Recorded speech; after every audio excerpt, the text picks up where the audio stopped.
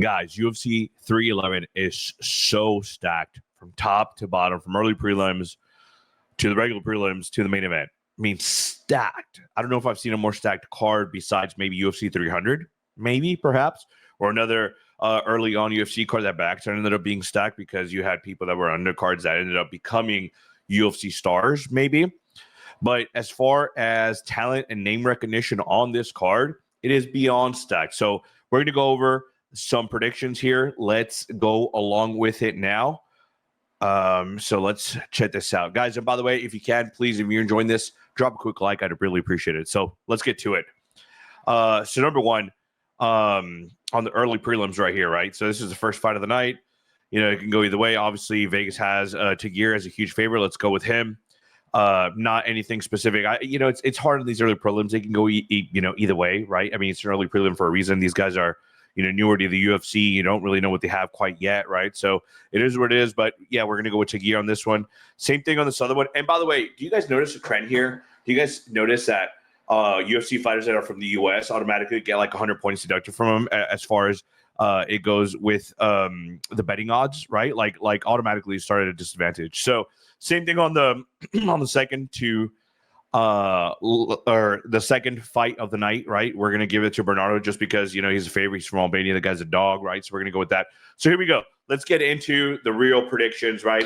We got those two out of the way. So now let's hit them up the way we should. So one of the first fights I'm really looking forward to, Nakamura here, right? So he's Phenom coming out of Japan. The guy is an amazing fighter, right? If you guys want to see a little bit of early on action, you want to get into it early on, this is one of those fights where Dana White probably promotes it as a, you should know, or what does he call it? Like, if you don't know, now you know, right? Or whatever, the fights of the night, right? So this is going to be one of those. Look for a KO. It's going to be an amazing fight. We'll go from there. So the next one here is interesting because of Aileen Perez, right? So we know that Aileen Perez likes to twerk after, she gets a victory. She's a fighter out of Goat Shed. Shout out to Goat Shed. But anyways, yeah, I mean, every time she's in lockdown, she puts on a show. I think she's on a 2 or 3 fight win streak. I don't remember, but she's definitely been doing better. As far as the women divisions go, she's been doing amazing. And she twerks right after. Cara Rosa is a favorite in this one. However, you don't bet against Goat Shed fighters. You don't bet against them. Goat Shed produces them differently, and this is one of those examples. So, shout out to Dana Brown, right, from Goat Shed. But yeah, we're gonna go Aileen Perez on that one. She's a dog. She's gonna fight great. They just produce different kind of fighters over there. We're gonna go with that. The next fight up, Grant Dawson versus Diego Ferreira, right? So. I'm out of South Texas. I'm out of Corpus. So, Diego Ferreira is almost one of our local talents, even though he's not from here or anything like that. But he fights down, like 2 hours from here, right? So he's training down there in the Rio Grande Valley, if you've heard of that. So it's kind of hard for me to go against a hometown boy. However, Grant Dawson is a freaking dog, right? And I think it's going to be the theme here is that, this fight card has a lot of dogs, right? And I mean, they always do. But however, yeah, Grant Dawson just had a little bit too much and everywhere other than the ground game on Ferreira. So, we're going to see and go a Grant Dawson on that one. I know he's a huge favorite. So, it's not like I'm being Mystic Mackey or anything, right? It's kind of obvious on that one. Here's where it starts getting super interesting. The next fight on, which is the fight now on the regular prelims, we have SD Dumas or Sadiqus Dumas, right? So, a little bit of a controversial fighter, but he's been doing freaking fantastic. He's fighting Zachary Reese. I think so long as the fight stays on the feet, I think Dumas is going to have a huge advantage there. He's faster, stronger, I think. And while I'm not showing the odds for that fight yet over here, I think he's going to do freaking fantastic. So, yeah, let's go Dumas on that one, and let's look for an early KO on that one. So then we have Gelton Almeida versus Serge Spivak, right? So, what an amazing heavyweight fight this is going to be. A lot of people don't like Gelton because he is a grappler, right? He's a grapple first. They don't like a lot of that stuff. People want to see standing and banging. They want to see knockouts. They want to see stuff like that. However, Gelton's not going to do that. He's going to grab onto you. He's going to suffocate you and kind of go from there.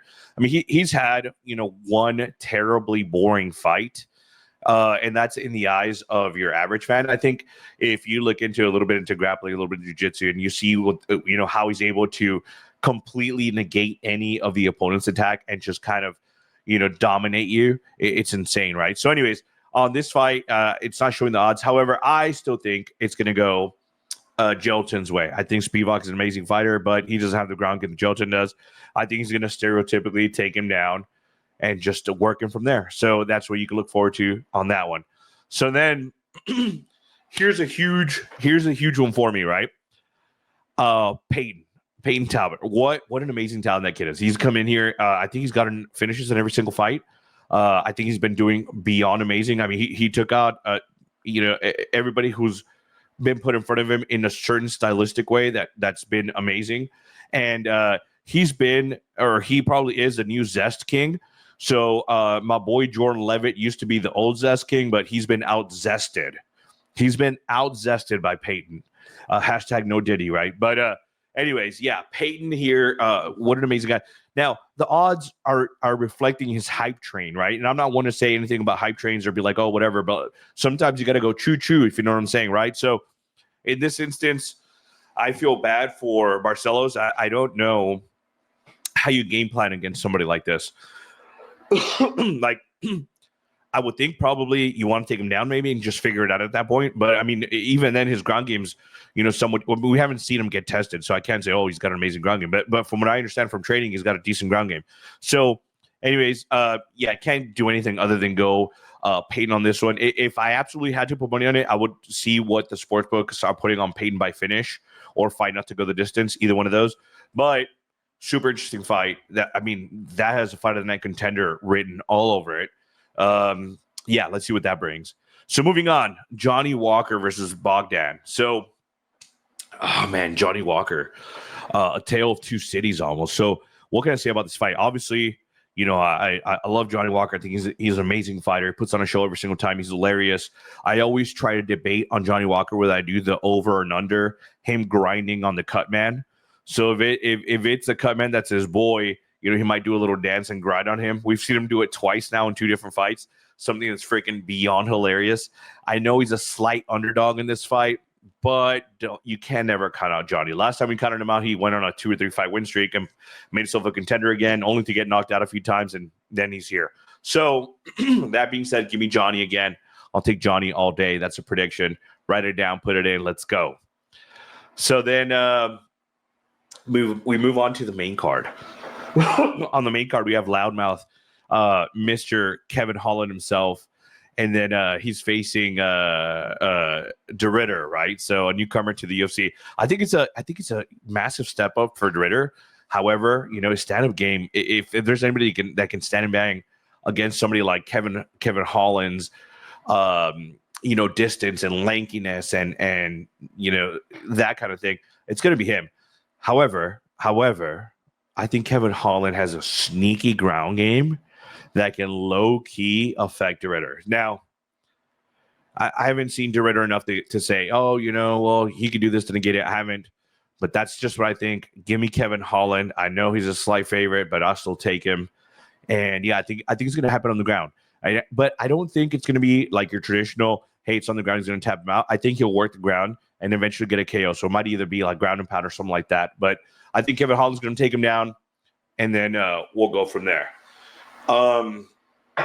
Next up, another fight that might be the fight of the night contender. Yuri Prochazka versus Jamal Hill, right? Jamal's been super adamant about he's going to come back and he's got a vendetta against Alex Pereira. I think this is what's going to drive him. That vendetta against Alex Pereira is really going to drive him to do amazing in this fight and hopefully try to work his way to getting his revenge on Alex Pereira. However, I don't think Yuri is somebody that you can look past like that. I think he's a very, very, very underrated fighter. I mean, the guy with his mentality and his reaction, and then pushing forward on the front foot fighter, he's super, super underrated. However, I think Jamal Hill just has that sleeping power. He just has that difference maker. If he touches you, you're going to sleep. And Yuri, unfortunately, has been slept twice by Alex. So I think he's a little chinny, right? And I know Jamal Hill did too, but Jamal Hill prior to that, I don't remember the last time he got KO'd. So Yeah, give me Jamal Hill against Yuri because he's got that chip on his shoulder. I know Jamal Hill's a small underdog. However, I'll take Jamal Hill. We'll go from there. All right, so we're about to get into the meat and potatoes. Guys, before we go over these top three, if you made it this far in the video, please hook me up with a like. I would do it for you if you asked me to. And while you're there, you might as well hit sub. How you hit subscribe, right? Because how else are you going to keep, up with the predictions and the UFC and stuff like that, right? So hook me up real quick, drop a quick like, help me out with the sub. Let's get into it. So Beneil Dariush versus Renato Moicano. Shout out to Renato Moicano, right? That's my boy right there. I know it's a big favorite, and I know that Beneil's coming off of not that good showing, right? And then, he looks a lot older than he is. I think it's just the salt and pepper hair, right? So I don't think it's going to be as easy of a walkthrough as they're making it out to see. I know Renato Moicano's on a little bit of a win streak, and he's doing really well, and he's whatever. But I don't think it's a 2-1 favor. I think the fight's going to be a lot closer than we think. However, I do think that Moicano's going to sneak out a win. I think he's going to find a way to do it. He's going to push the pace. He's going to, I think he's better at striking and ground game than Beneil. And Beneil's just inactivity is going to not benefit him, right? And then there's also a lot of things going for Renato Moicano. I mean, he's looking for a matchup against Paddy the Baddy, right? And he's trying to do X, Y, and Z. So, I mean, the guy's got a lot of his plate. That's how he likes it. I feel like Renato Moicano is going to go out there, put on a show, and ask for that $50K, baby, right? But that's either here or there. So give me Renato Moicano. I know it's a big favorite, right? But excuse me, guys. Let's go with that. So last two fights, Merab Dvalishvili versus Umar Nurmagomedov. Oh my goodness, dude! What a freaking matchup. So for all of you guys that don't like a grappling exchanges, this is going to be a grappling exchange. This is probably not going to be a fight that you're going to enjoy very much. However, if you're into that and you like a technical fight like that, then this might be your match right here. I think they're both going to push the pace, right? Obviously, Merab, that's what he does. He does it hard. He attempts a ton of takedowns and kind of goes from there. However, Umar is that one guy where if you're going to attempt a takedown, he's going to welcome the takedown, and he might have a better ground game than Merab, right? I think Merab can probably ground and pound better, but I think Umar's got the advantage as far as like submission goes and fighting off your back a little bit. Stand-up game, I think they cancel each other out. Neither one of them is particularly great stand-up, right? And I know I'm going to get slack for that. People say, "Oh, you've seen Umar's different." Okay, cool, whatever.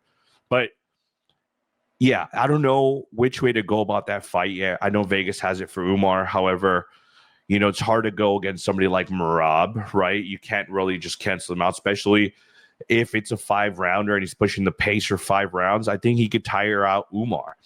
If I was in Merab's corner, my game plan would be to tire out Umar. That's what I would say. Push the pace the whole 5 rounds, make it a landslide in the 5th.